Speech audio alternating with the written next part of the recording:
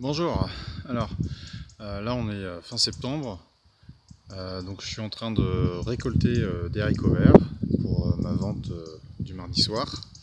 Donc je vais vous montrer un petit peu ce que je récolte sur cette partie de saison. Voilà, ce sont des haricots verts Pongo, voilà, c'est la variété que je cultive. Et alors cette année, donc vous voyez, ça c'est sur des buttes qui sont formées en traction animale. Et là, ce qu'on peut voir, en fait, c'est qu'il y a énormément de trous qui sont faits en fait par des escargots. Ils sont en masse un peu partout. Alors attends, j'essaie de les voir quand même parce que tiens là voilà, regardez, voilà. Là il y en a plein. Et j'ai jamais vu ça en fait. J'ai jamais vu autant de dégâts dans les haricots verts. Alors ils s'attaquent pas aux haricots, ils s'attaquent au feuillage. Donc ça veut dire que il y aura quand même un peu moins de production. Alors vous voyez un petit peu comment ça se présente chez moi, les haricots verts. J'ai semé 9 graines à peu près, en sommet de butte, tous les 50 cm. Puis il y a 75 cm entre les deux lignes, donc il y a l'espace pour que le cheval puisse passer. Donc moi je suis dans ce truc là, voilà. Et donc c'est des poquets, donc c'est vraiment c'est ce qui est le plus efficace. Et donc on voit là, c'est comme c'est très chargé en haricots verts. Mais ce qui est dommage, c'est que cette saison, en fait, on voit que normalement il y a d'autres petits haricots verts qui devraient arriver. Et cette année, à mon avis, ils sont pas très gros parce que il y a les escargots qui bouffent le feuillage. Alors là, on a de la salade. Alors vous voyez un petit peu, alors ça c'est une butte. Au départ c'était des buttes, voilà. Et puis j'ai passé un coup de motoculteur dessus. J'ai aplati la butte. J'aurais pu très bien les semer en ligne aussi, mais j'avais qu'une butte de prête. Je sais plus pourquoi j'ai fait ça comme ça. Et donc ça c'est de la laitue sucrine. Voilà. Et là c'est là que c'est intéressant mon parcours, puisque je suis diététicien. J'ai été formé à l'UT de Tours en 2001. J'ai un DUT génie biologique option diététique. Donc j'ai obtenu en fait mon projet de base, c'était d'être professeur de karaté, professeur de musculation et diététicien pour ouvrir un centre de musculation qui permettrait d'accueillir aussi des cours de karaté. En fait. Voilà. Et donc depuis longtemps en fait je m'intéresse au bien manger, à l'aspect santé. En fait, pendant ma jeunesse, on va dire, j'ai cherché à prendre soin des autres. Et puis, en découvrant la problématique écologique avec Jean-Marc Jancovici en particulier, je me suis mis à prendre soin de ma planète. Voilà. Et puis maintenant, il faut essayer de survivre quoi, dans ce monde économique qui est quand même assez difficile. Et donc là, oui, donc la liaison que je voulais faire entre la diététique et le maraîchage, c'est sur ces deux légumes là. Le haricot vert. Alors j'avais un salarié, ou un stagiaire, je sais plus, stagiaire ou salarié, je sais plus s'il a été salarié chez moi. Il est installé d'ailleurs, c'est un maraîcher qui est pas très loin de chez moi, là, à 30-40 km. Et il était étudiant en mathématiques. Et donc c'était il y a peut-être 6-8 ans qu'il est venu sur la ferme plusieurs fois. Je l'ai vu longtemps ce gars-là. Et il me disait qu'en mathématiques, au niveau des statistiques, il avait vu qu'il avait été particulièrement marqué sur le fait que le haricot vert, c'était toujours le légume en fait, qui était corrélé avec la plus grande espérance de vie. Voilà. Donc la bonne santé, c'est le haricot vert. Et puis l'autre aspect bonne santé, c'est les salades. Voilà. Et ça, partout où j'ai vu des personnes âgées en bonne santé, j'ai vu des mangeurs de salade. Voilà. Et pour la salade, alors là on va dériver sur la partie sportive qui me passionnait autrefois. Moi j'ai suivi beaucoup Michael Milon, c'était le champion du monde de kata des années 94, 96 et puis une fois il a été vice-champion du monde et puis après il est redevenu champion du monde. En tout cas on n'a jamais eu ça, d'ailleurs un triple champion du monde en France en kata. Et il se trouve qu'il donnait des cours à Loches. Il venait de Loches, et Loches c'est à côté des Tours, et donc c'est là où j'étudiais en diététique.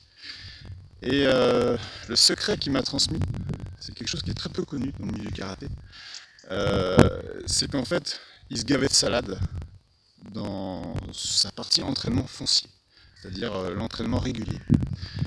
Il mangeait pas beaucoup de pâtes, pas beaucoup de féculents, il se gavait de légumes verts. Voilà. C'était son papa aussi qui était professeur de sport et qui faisait en sorte en fait qu'il ait une alimentation très saine. Et donc il m'avait expliqué que en fait il se mettait à manger des pâtes, du riz, enfin juste avant les compétitions, 3-4 jours avant.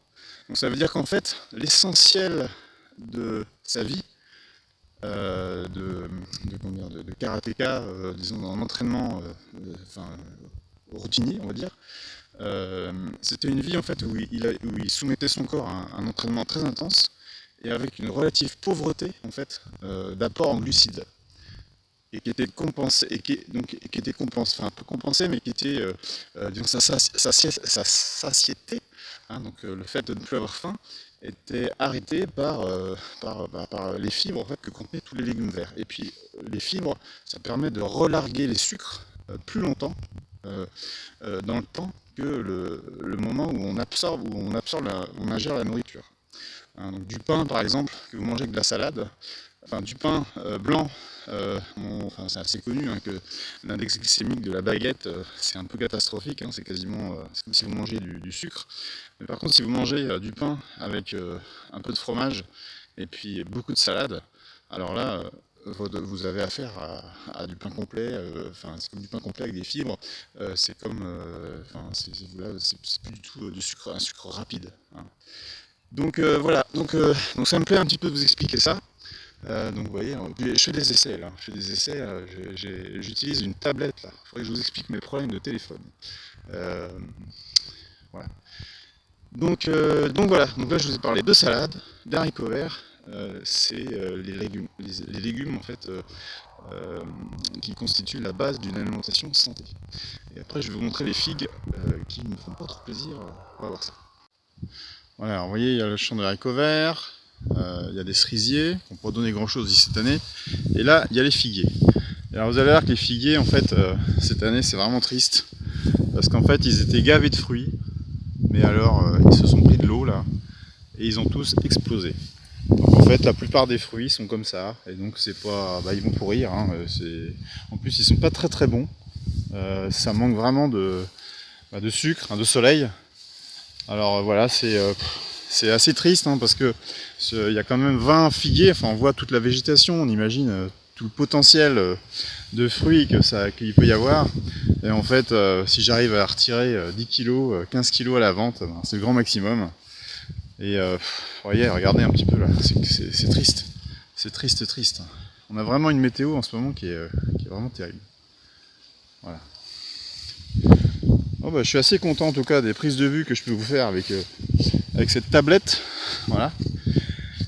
Bon, voilà, écoutez, je vais vous laisser. C'est un petit short comme ça, quand ça me prend. Hein. Moi je pourrais des vidéos tout le temps. De toute façon, il y aura suffisamment de vidéos à venir avec des choses très intéressantes, je pense. Voilà. En tout cas, mes figuiers sont beaux, mais c'est vrai qu'ils ont bien poussé cette année, hein, vraiment bien poussé. Ils sont bien verts, mais malheureusement, si on a des pluies à l'automne, ça peut être catastrophique. Allez, regardez, je vous montre aussi les betteraves. Des betteraves cylindra. Ah, voilà, des betteraves excellentes. Elles sont énormes. Voilà. Ah oui, ça a du bon l'attraction animale. Et puis le panais aussi, il est beau le panais. Je sais pas si on voit vraiment le panais. Oh, on peut pas voir, faut gratter un peu, mais enfin, ici on voit déjà un peu la taille qu'il a. Mais le panais en général, il continue de pousser encore jusqu'au mois de novembre. Je sais que par le passé, je n'aimais pas trop les ramasser avant le mois de novembre parce que je savais que c'était un peu du gâchis. Au mois de novembre, ils finissaient de bien pousser. Voilà. Et d'ailleurs, vous voyez la surface de panais qu'il y a là, ici, là. Sur tout ça, là, il y a à peu près, allez, je vais retirer, je pense, 1,5 tonne de panais. Voilà. 1,5 tonne de panais sur cette surface-là. Voilà. Et je vais le vendre 2,40 € à la légumerie qui m'achète les légumes. Voilà. Bon je vous dis à bientôt hein, pour cette vidéo courte sur les haricots verts et la salade, hein, le pilier de l'alimentation santé. Voilà. Allez, ciao ciao.